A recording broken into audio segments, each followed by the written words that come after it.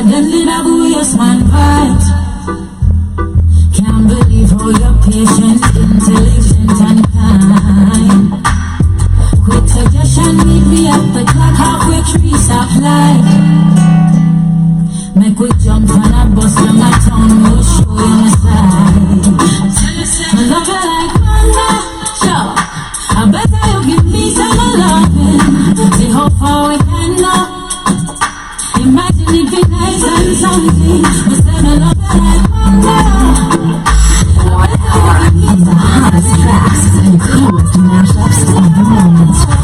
Imagine it be nice. Feeling alright, honey, I just want to say you mess with my best, but in the best way. Giving me hope for the future, cause I see you there. Grateful for you, babe. So glad you care. I love you like Mama. I better you give me some loving. See how far we can go. Imagine it be nice and something. You said me love you like Mama. I better you give me some loving. See how far we can go. Imagine it be nice. Imagine it feel nice. Imagine it would feel nice. I love it like that. I say I sweet like that. And you just do it right. I love it like that. You do it like that. You feel nice.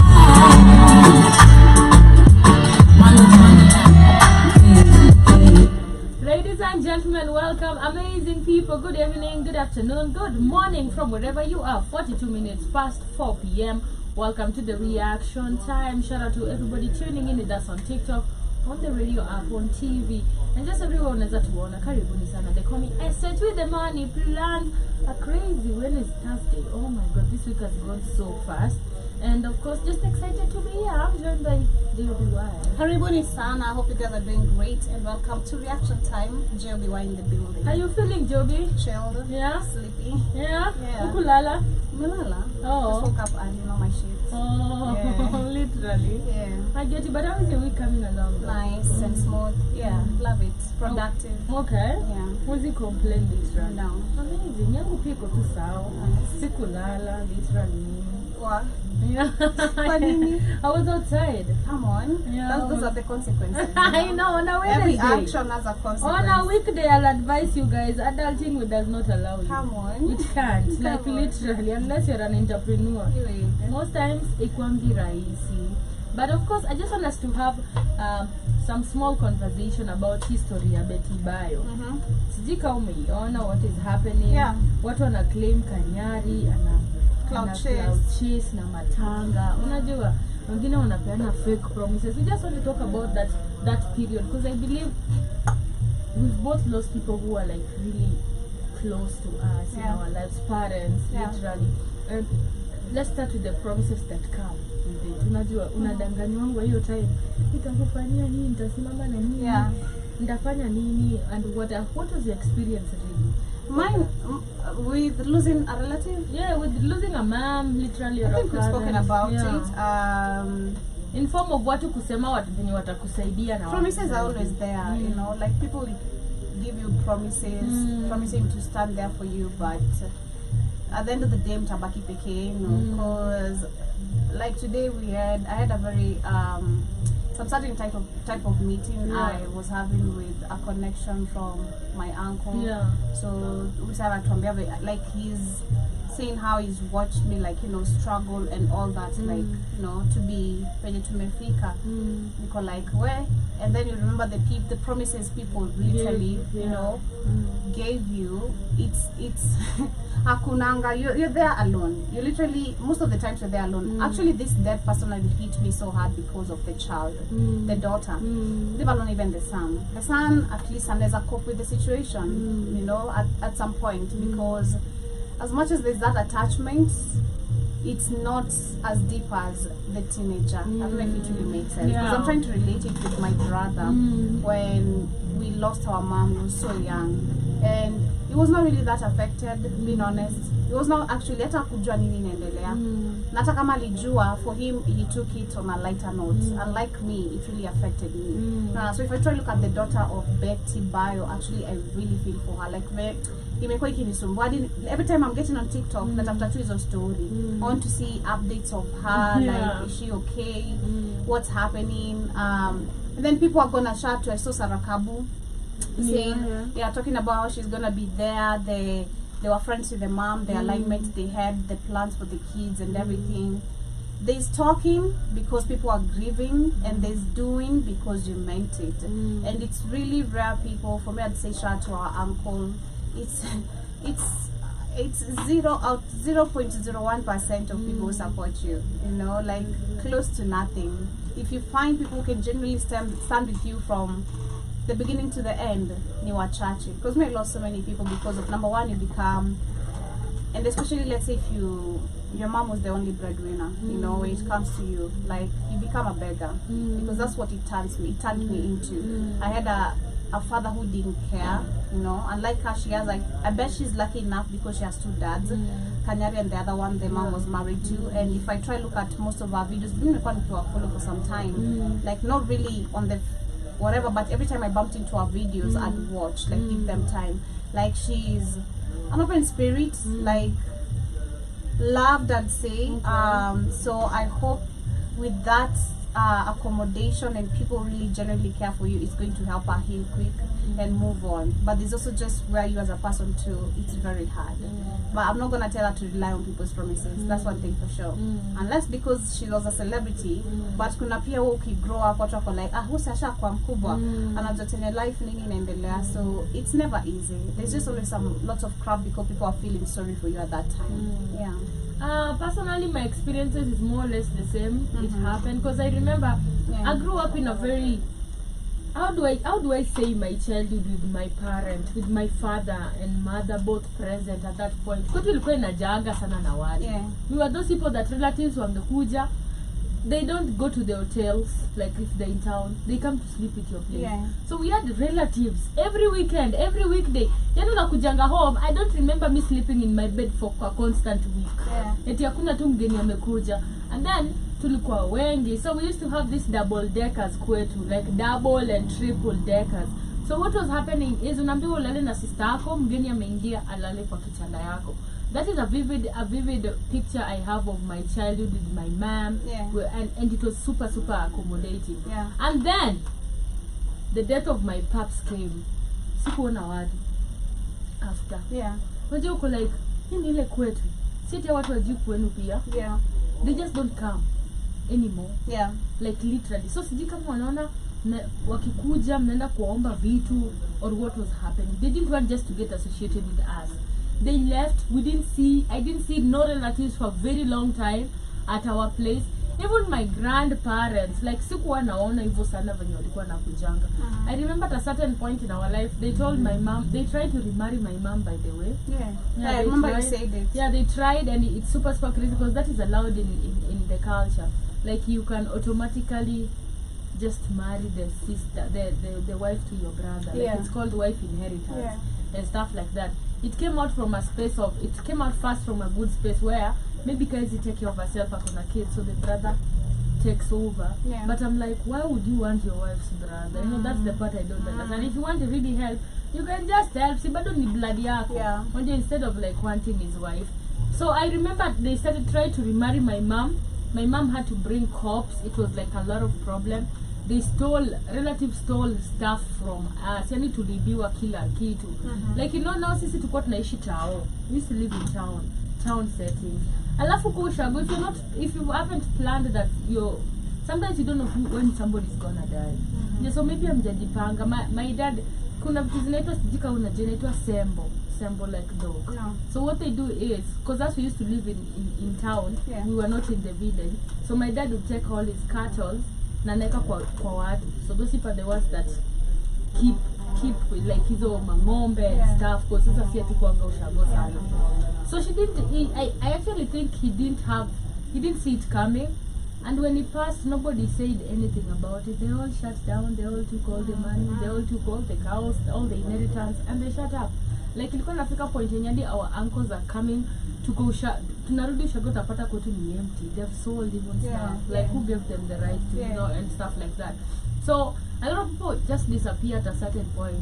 And you might have a good heart nataka kusaidia, but because this has been something that has been happening so much, people don't believe it. Because on the comments, Sarakabu, and one thing I'd like to say, if you really want to help, you don't need to. You don't even go talking about history ya camera ni ya nini. I know, it's so crazy. Because kama wewe ni rafiki yake ya ukweli, na mlikuwa marafiki, walikuwa marafiki ya ukweli ama ni wale tu I don't know, man, but I think because I was looking at some of the videos also on TikTok, they had like a reality show of the gospel artists. Oh yes. Size Kabu alikuwa kwa hiyo reality. Size sijui kama alikuwa, but I saw Size 8, akina Janet someone, the singer, Betty Bayo, I remember. they were Jesus family, like bunch of these gospel artists, right? So they have their own reality TV show, and Betty was one among it. So I don't know if literally Kabu was also that is the Sarah Kabu, if she was there, or she was part of just maybe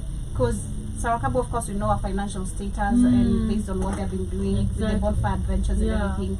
So the kids definitely they go to a very good school, because if you look at Betty Bayo's child, anaenda shule za majuu. Like these are people who are going to do for summer camps. I don't know where, in Paris, I don't know where. Like she's not studying here. Also, like if you look at even the venye amejipackage, like hizi si shule za huku, lashes zinakubaliwa hapo huku. Na hadi akona baby hair, baby, he's so exaggerated baby hair. Really?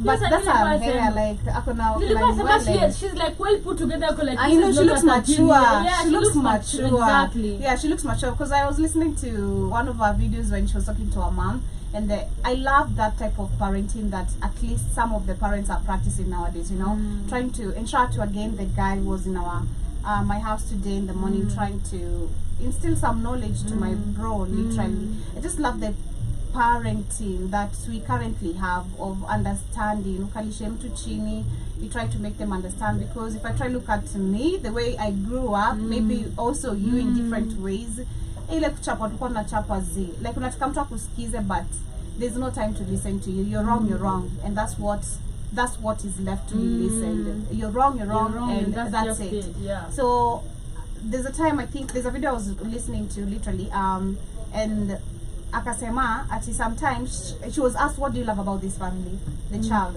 the daughter, then she's like, she has a beautiful name, Sky. This can try to Sky. She has a beautiful name. Akasema, what I love about this family is that you guys sometimes treat me like an adult, sometimes you treat me like a baby. Like, do you know literally you have traits kama za mtu amemature hata before people treat you like an adult, like the way you carry yourself. So hey, shout out to them, man, and shout out to Betty Bayo. Me, I was a lover of her songs. So I don't understand if Sarah Kabu doing this, if they were in a certain club together, including the kids, because most of the people he hint on the kids, the plan they had with the kids, nini, alikuwa shabook hadi vacations zingine, yani vitu tu mingi za kufanya hadi hii holiday walikuwa shabook mali wataenda. It's so sad, but yeah, shout out to those who are literally genuinely standing there for that family. I don't know about Kanyari, if he's really cloud chasing, because listening to the whole story again, there's this lady who I think one of our family members or the assistants or fellow worshippers, I'm not sure, but one among the people who have been close to Betty when during this time, she was describing how her illness started. And you know, cancer, you never know when you have cancer, the crazy thing. Yeah, like, because it can eat you up. You can know like literally later. Because I remember with my mom, it's not like a lamp, and it was a lamp now. Isha kumbe imekuwa ikigrow from inside. Now it's popping, like now it's on the top. Like ile unaona kakitu kamefura kwa bubi yako uko like maybe ni pimple, you know assume maybe ni usaa, utatoboa, those things that sometimes pop on the body, itatoka, toma ita disappear. So like, because I remember it was the two of us, the funny thing. Tukaangalia tuko like maybe itaisha. That was our both reaction. But then something personally hit my head, because I already had like details about cancer and everything. Nico like, but let me brush it off my head. I don't want to think negatively. I think after a year or after like 6 months, she came to school. We're in shopping. And operation manze. Then operation, of course, is a 50-50 chance too, because you don't know. And like, operation for what? Then she was just okay. Yeah. Were you in boarding? No, I was in day school. Oh, okay. I was in day school, for me high school. So the lamp, I can remember the lamp we checked sometime last year, because I was in Form 1. So I could just really go Form 2, like I think second term. Yeah, I remember it was second term ish. I remember the lamp I showed you sometime when you came for a holiday. Like, yeah, I'm going to be removed that lamp. The moment she said that, for like, fuck, cancer. I don't know, but for me, I think I was the universe just intuition and knowing. I was just like convinced and I hope not. Yeah. So me, other without thinking anything much, Nico nishaanza overthink when atenda kudedi. Nico like, say your operation is for survive. I'm crying. She's like, no, calm down. It's a safe operation. They just want to remove the whole thing, the tissue, and study the tissue and see what it is. But me kwa kichwa yangu isha register. Then she hides it from me. She hides the results from me. Tumefunga shule. I go home like every holiday in kufunga shule naenda kana so I go home namuuliza what were the results. It was nothing big nini but I'm seeing changes. She started like I'm seeing changes. Like her weight, that body weight is just it's in a loose. Like my mom was a slim thick. We were like, hey, nah, this is not you. Something is wrong. And then your mind is not even always here sometimes. Like, na notice tu kitu iko off na yeye. Niko like, nah, then she's too calm. Like, this is not you, you know, like, kuna vitu nakuanga tu kifanya, you just know our mom. Yeah, you just know your parents. Then one day she walked up.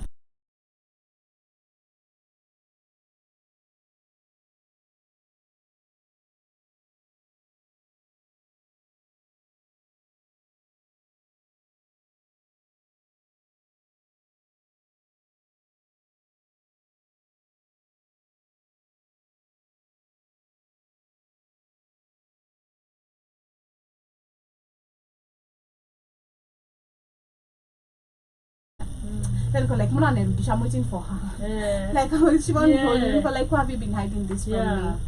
Then she took it, she's mad. I'm like, nah, I didn't want you stressed, and you have to focus on school, everything's gonna be okay. I'm like, why are you hiding this from me? You know, this is so wrong. You're not supposed to be hiding things like this from me, and I can clearly see change, you know. So long story short, chemotherapy, ikamtoa nywele, akakonda zaidi. You just see someone. For me, I saw someone turning into a skeleton. Being honestly, you've seen a human literally completely dying in front of your eyes. It was really, really very, very bad. So for Betty, I had it was amekaa for 3 years. Oh, okay. She didn't know because me thought actually it is something imekweki when because when I had the death I was like even when I had cancer I'm like god damn how's it amekuwa kisurvive hadi na venye amekuwa hadi healthy nini because the previous video she was okay because the chemo literally it eats you up unakondanga and then you lose appetite of food. You're forced to eat also some certain foods, you know, that will boost your blood and your immunity and all that. So for 3 years she's been with amekuwa na sijui alikuwa na tumor first because ilianza kama tumor kwa brain, then akaanza kuwa mtu sleepy kila time anasema amechoka, anasema hizi it was a brain cancer. And then evil akaanza ku bleed from inside the brain. Alianza because she was not okay. So people already noticed she's not okay, but watu wajuni, I don't know if they had the details because these are the details that I'm getting now. When ndo akufe. So I don't know if this is something that happened kitambo. They knew because wamesema amekaa na hiyo ugonjwa for 3 years bila kujua konayo. Unaona? Imekaa kwa mwili, jificha kwa mwili. Because sometimes you can never know. So alianza kubleedia from the brain, ilianza kubleed like sijui nini, akaanza kubleed, mbota kamsaidia, ikabidi putting on neighbors coming to help her. They took her to the hospital. Kufika husika kwa na kazia sijui ingia whatever room without money. So 1 2 3 few calls, the money was gathered. Sijui almost 1 point something, inalipata 200k. For this almost 1 point something million. Wakalipa, kaingia theater, kaingia ICU na theater, ICU na theater, whatever the two, and she needed a blood type A, because I remember the details. Then she needed blood type A. Long story short, I don't know what happened. Because the whole thing, then she died. She died from the operation? Yeah, Kiwa Hussein. Was it like operation? No, sikusikia the whole. So that's what I'm saying. yeah. Sikusikia the whole. Oh, I get you. Yeah. I get you. I needed to drop him in the ICU after operation then even. It's sad because it's sad if you have somebody who has that, like unaonanga that gets sick all the time. My mom is a survivor. Sometimes you don't say survivor like really, because unaweza sema hivyo, but they still also signs za ugonjwa, because like hers was for the eye. Na ilianza kama like, and sometimes she tells me, unaona venye mimi niko na allergy and I always take like cetirizine. So my mom survived on cetirizine her whole life. Like, so mimi nilikuwa natokanga shule na jana naenda kumbaia cetirizine. Kwanza yake ilikuwa Piriton. Naenda kubanda ununue. Iko cetirizine inaitwa Celestamine. Ni kama tu cetirizine zinafanana. So I used to buy for her a lot because sisi kwetu we have allergy. All of us, it is a family thing. It is in our blood. So my mom alikuwa anapendanga ku scratch macho. Like all the time. So mimi nilikuwa ndani tu ni allergies za kawaida. Kumbe the more she's scratching, I think something got into her eye. And that's how later doctors also they always never want to say the truth of what is happening. Yeah, I hate that. I really hate that. Man, I really hate that. Because we just stop. Because we went to a lot of hospitals. Alafu the last doctor ndiye anakuja kusema it's cancer. I'm like, why? This other time tumekuwa tukitumia hizi dozi zote. So, you know what really hurt me with my mom? What really hurt me? The doctor who did operation wa kwanza, alikuwa anajua. Alikuwa anajua. It was done on that hospital building. Because it was someone who was certified anafanyia Kenyatta, but you know this the way they do, they come open to other to host. I know. So it was a certified like kahosi kadogo. So wakamprepare kafanya operation hapo there, all the equipments, everything. Then the tissue was supposed to be taken back to Nairobi Hospital. No. Then when she went to Nairobi Hospital, what they told her, the first mistake you did is doing an operation. Ufai kukatwa your tissue. You're not supposed to get the whatever removed. Because like when you go back to the how you can literally for real cure cancer, you just fasting. Try to keep it safe, fasting, and other ways they may introduce you, and other organic supplements that you can find that are very rare by the way. But the first mistake nakumbuka liambiwa ni angefaa cause you sasa umeallow like na umeopen kidonda number one umeopen cause hey bro, it was thinking damn she's Kenya mimosa sasa ya mimosa wallahi like and you can imagine we living in a bed sitter bro like that's the other nyumba hii space ni big. So it was a small let me say this without the kitchen, not even the kitchen, that's a black part, the beauty. This is the house. So there is the bed, let's say this is the bed, sitting room, na kajikoni I think somewhere hapo. I remember kajikoni there. So the ni kadogo tu, like ukiingia kwa hiyo nyumba utasikia either scent ya venye mtu unuka ama jasho. You get to bed sitter nini harufu yenye which is normal. My brother used to, I think I've said even my brother ilifika mahali hapo ataka kulala kwa nyumba. Like and then being a child, so that also used to hurt my mom. Like it's your child. For me, I used to understand. Like kuna time ifika mahali personally also I started reacting, and then she was so much. She's like, man, you know I've done so much for you. Like, man, I'm also a teenager. This is not my fault. I just wanna go out, chill with my friends. You remember there's a time actually I used to guilt trip myself, Nika, like this is my fault. I didn't take care of her.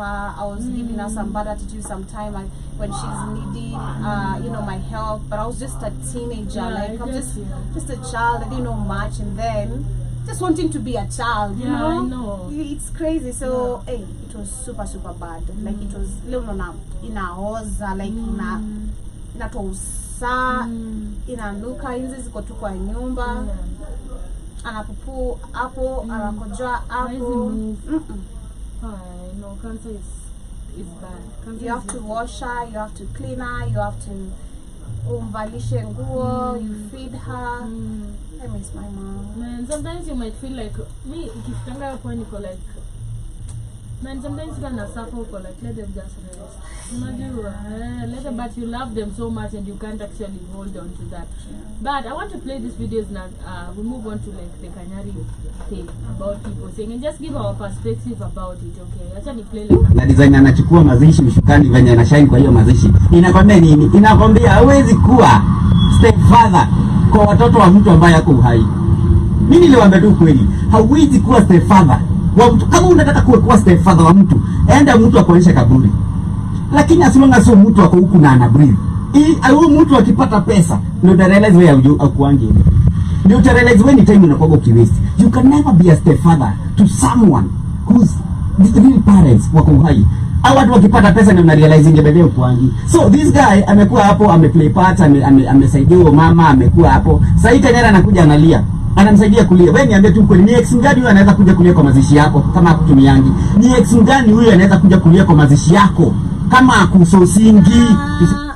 I disagree. Now people are becoming so disrespectful at this particular point. This is disrespect, okay? Number one, respect people who are mourning. That's just respect people who are mourning. Exactly. I don't care whatever small parts that person played in their life, it applies. Like for real. This is why, again, I always look at things like this because personally I remember my mom's burial. People I've never even met. I even met now as step siblings. People I've never met, you know. And governor by Wakanguna by that time alikuja hadi kwetu, but this was because my uncle is involved in politics. But people are so many and people gave tributes and people like ni akina nani.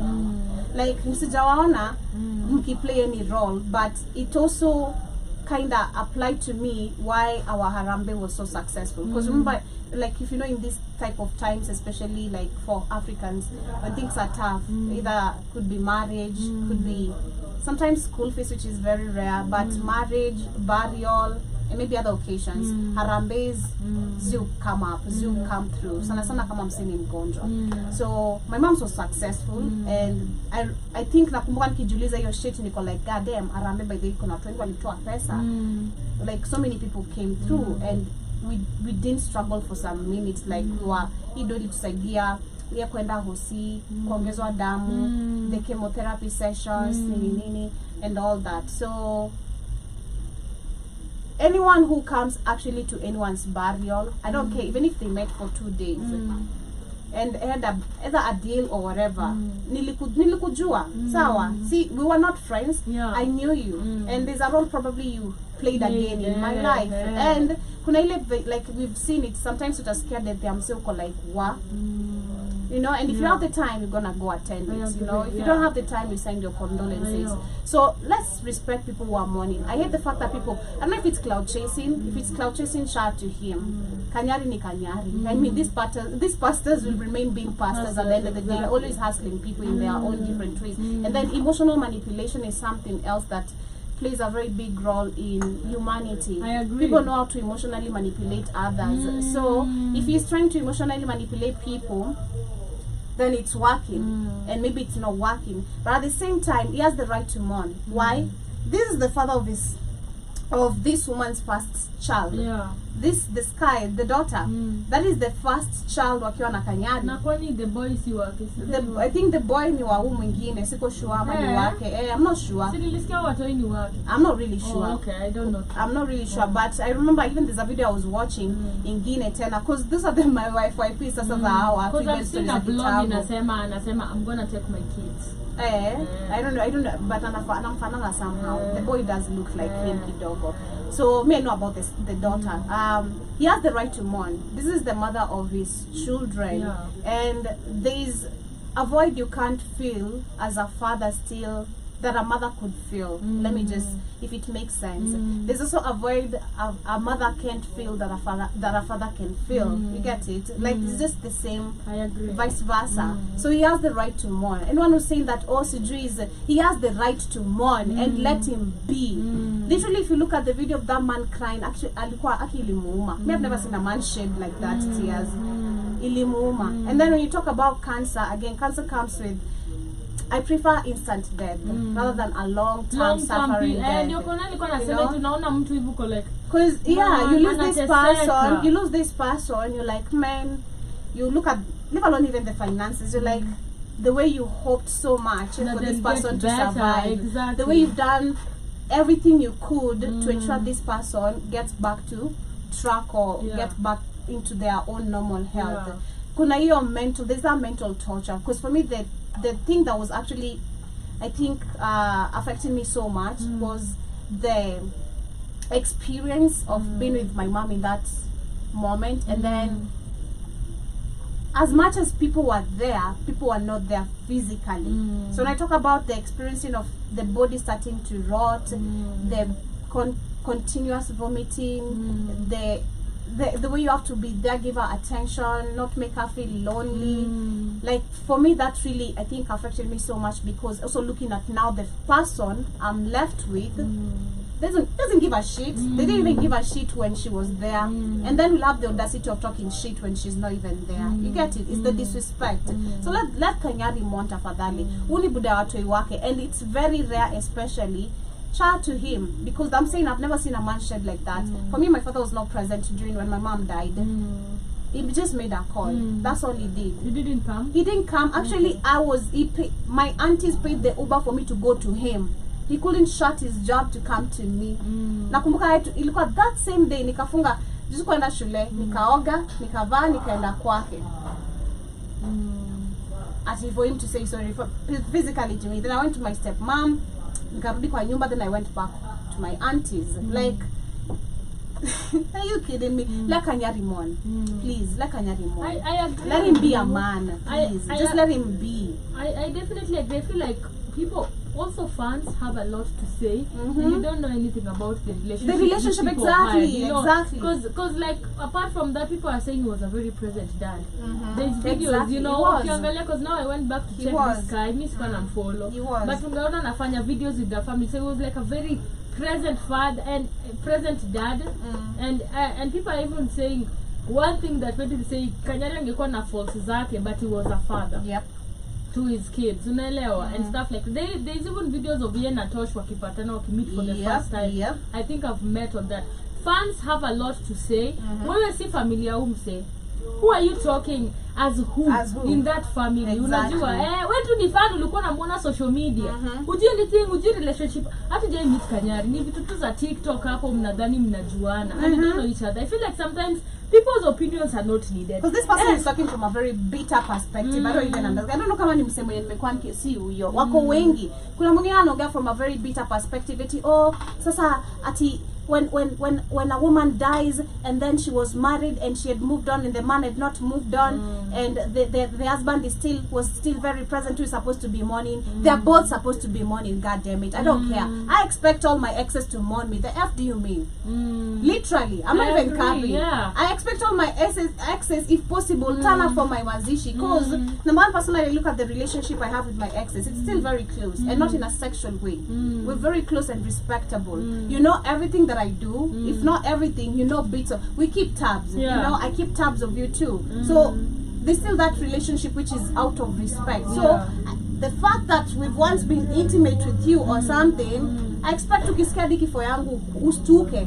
Like what? Hey, I swear, I expect you to be shocked. You know, Joby, what? Like it's supposed to be, if possible, kuja mazishi yangu. May know this one of my exes, kama ndakufa mbele yake atakusa mazishi yangu. That niko sure bet. Like sure bet. Like, please let people mourn. And then it's like, when did respect end? What wanna change all this thing for content creation? I feel like all of literally, I know. Because like if you create content, you need nani. Like literally, this is not content. Because I've seen people he has actually faced a lot of backlash.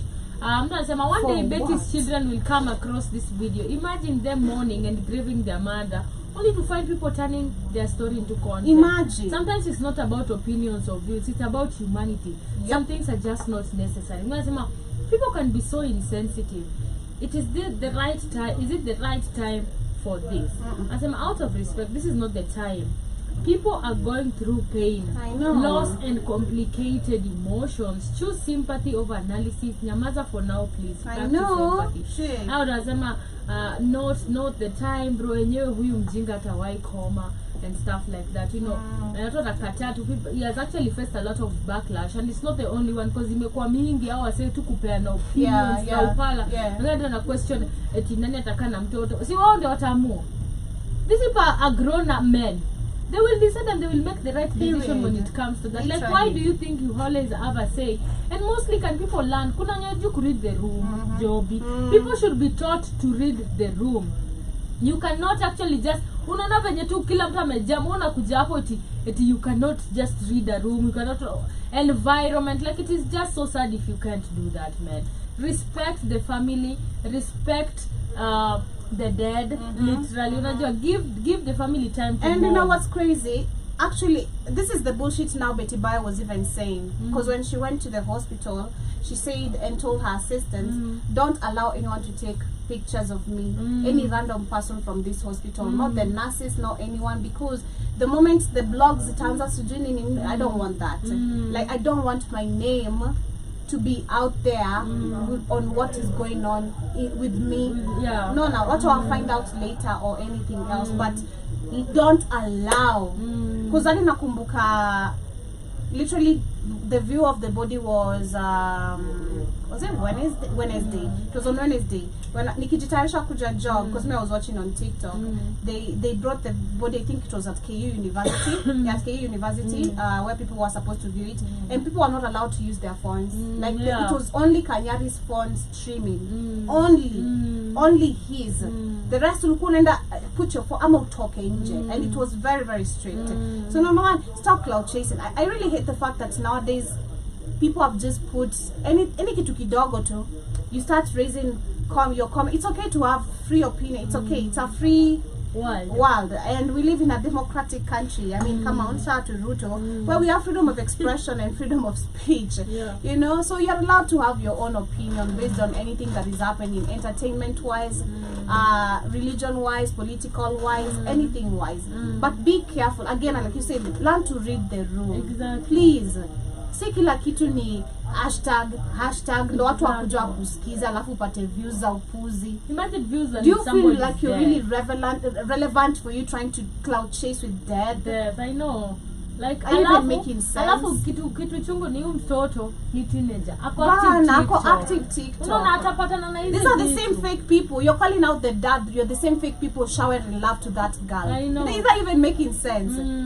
You're the same fake people. I'm using fake people calling out the dad and showering love for that guy. For the kid. Imagine it's like double standards. Crazy, man. It don't make sense. But let's learn to read and to read the room and respect people during times of mourning and stuff. Sometimes Nico, like, that's what hata idali alifanya matangara ile kwa haraka, cause hizi ni madrama gani. Some people are like, no, I can't be doing all that, unajua, and stuff. But moving on, as we almost come to the end, we have, I know we talked about Regina Daniels. Na nimeona the wife amekuja kusema eti accuses her of introducing her to drugs and alcohol, which nearly cost their marriage. Shout to someone who said, how old was Regina by that time? And introducing an old grown woman into drugs. I know. Who is supposed to be influencing who? Are you crazy? A whole grown ass woman, you took your own legs into marriage, now you're saying someone else is. Are you even dumb? Like, I know, it doesn't add up. I was like, you're old. Regina was 17. Nimona tasema those years ago she was alisema 7 years ago. No, Nico, like 7 years ago this girl was 17 years old. So which drugs was she introducing you to? Unajua, I feel like nadhani ni bwanake anajaribu kuprove a point kwa Regina kwani was a drug to a point where men, women, using now other people. Women. He lost it. I don't know if you saw, but the brother is back home. Okay. Yeah, he lost I think not really. Yeah, the case because it was the brother alikuwa ameshikwa, then his hearing ilikuwa hadi kwa 28th of November, and that is why I left it. The brother was supposed to be going to court for what? Number one, for what? What has he done? Exactly. You know, it's so crazy. And then shout to, I think the guy, I can't remember his name, something, who I think is a big lawyer, probably in Nigeria Okay. or maybe outside Nigeria. Yeah. But he came and helped her, and shout to Mercy Johnson as well for standing up with that family. Yeah, she has always been there, literally, always. Anapenda Regina Mbaya. That's one thing I can attest. Because On the internet, I've seen the real love. videos like it's humble and She was so young. Mercy I Johnson was the know. mom. You remember? It's so crazy, I man. know. So shout out to the brother is out, and that's why she came yesterday, literally very happy, excited, and talking about the world loves her. Like she can brag about how much the world loves her, Period. and the love of the world has won. You know, Exactly. because what the husband was trying to do is make the world to hate her and have a different perspective and image about her, and start running rumors, which of course affects you as a brand as well, because the moment this is happening, there's some deals you're losing, some endorsement you've made, you know. Exactly. So shout out to the people, man, and again, we're the majority. Literally. F these politicians. Literally. Like, Because I'm like, who you them, who you wife yake, first and foremost, sincerely, this is another woman to woman. Yeah. Don't actually this how you can actually stand in for your man. Yeah, Joby. This how you can protect, but unajua tu mwanaume wako amekosa and it's for the other person I when know. is innocent. You can actually just stand in and say no. It's because this is Ned. I'm like, this is your husband making you do this. There's nothing about, because unasema how old was she when Regina introduced her to drugs? Unasema protecting bread is important. Unasema you can tell Ned made this post. Unasema ati she introduced you to drugs 7 years ago. Regina was 17 Laila na sijui 28. Sasa 17 year old and introduce her kwa drugs. and then the guy is just also so dumb. Like how are you that old but you don't even know how to use your own brain? Like hata kama tu controlling you your don't wife. even respect your position as a politician. You look like an entertainer, and that's why shout, man. I believe right now I don't know. I'm gonna start doing videos. I'm not doing if I need, but my comments are going viral. Everywhere I'm going. How don't you know how to use your own power? You look like an entertainer instead of a leader. Like why can't you stand up like a real, like the man you are, you know, and let this kama wewe ni mwanaume deal na hizi issue chini ya maji. But the fact that also you want to come back and forth with a woman that you're actually trying to publicly fight and try to prove the world how dumb and stupid you are. Sasa unajua after this amekuja amesema sisi kama umeona ati claiming he didn't marry Regina at 17, she was 21. And then now Regina has to go back and post her passport and I was born in 2001. Like the back and forth is also like, please grow the fuck up. You're so old, 65. I know. And then 65. People don't always remember. Sit down, grandpa. People always also don't remember that. Easy when you're a politician, you're a public figure. Kuna vijana wamekuview. Every time they will see, they'll never take you, they'll always be recording. Who even voted for this goddamn senator? The next time you Nigerians, you better ensure that this man steps down. Because if not, this is where we understand again nepotism, corruption, and bribery, how it works, and fixing in the system. Because this should be actually, personally, in your system, what I do, such kind of shame, and you're a senator, you're fired. That is me. That kind of a shame, that kind of shame, and you're a senator, and you're in my regime. I don't entertainer. You're dealing with an entertainer, literally. Someone who works in the entertainment industry. Imagine. You married her you're gonna keep her, you can protect her, but you're an abusive person, you know, which we're not gonna condemn as a country. You are abusing women, you are abusing your own wife publicly, sending thugs to her. You don't qualify to be, and you even destroy the name of Nigeria. I know. Like Western, you're fired. like Western leaders, what is happening? It's kind of really super crazy on that, because people will always ni kama tuseme hata Karinyamu, nadhani watu watakuwa wanamshote nani. Ule tushajua tu ni wa matanye tu na ule anata yashajua. We vatu wendo walishawa zae tani. Na baki hivyo.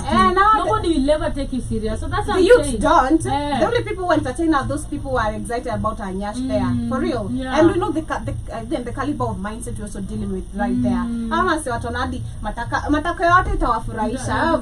Alafu ni Karenyamu. Yendo mjanja wao wote itseme. Like for real, she ndo Gen Z hapo.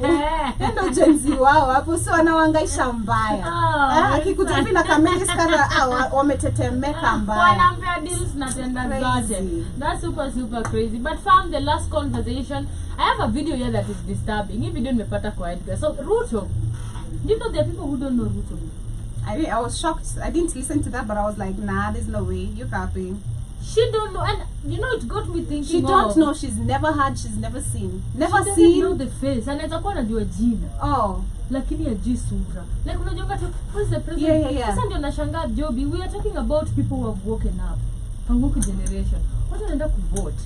Ndio nashangaa hawa mama wako na kura huko ndani ya maushago, huko ndani huko. Hata they don't know who they are voting they for. Don't even know how ndio watapewa do. Ama tambiwa enda tu tiki. Na delko. That's true. So it because really that's worries me. At a very high level. It really worries me, and in Kenya.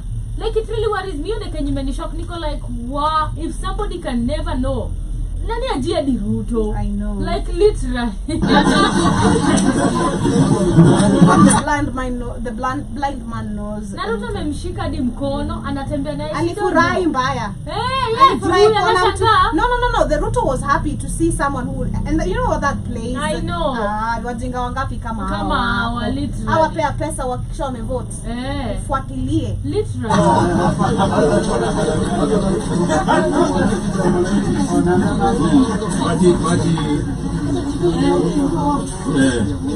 So maji hapa ilikuwa inasumbua watu. So nyumbani ni wapi hapa? Kwanza juu. Unaishi hapa juu? Sasa si ndio wewe.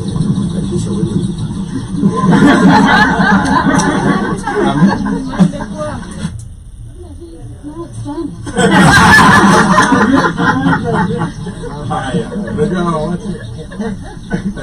Watu ndio wageni sana. Na mimi ni mgeni pia.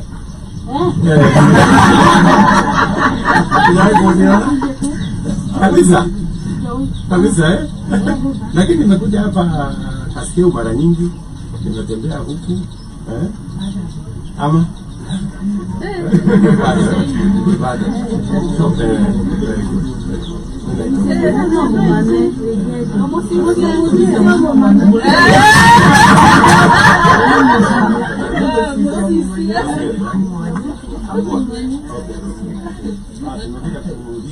I think hapo ndio sasa wakamwambia yeye.